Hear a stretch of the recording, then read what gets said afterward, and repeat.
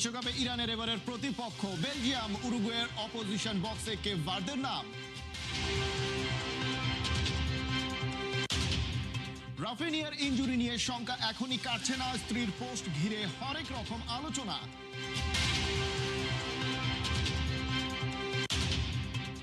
Brazil Argentina কোন পক্ষে? নুরুল হক নূর বিশ্বকাপে এই বিতর্ক থেকে আছেন অনেক দূর। ব্রাজিল আর্জেন্টিনা সেলিব্রেশনে ফের বাংলাদেশের ফ্যান বেজ, নেইমার জুনিয়র পর্যন্ত পৌঁছে গেছে অন্য এক ক্রেজ।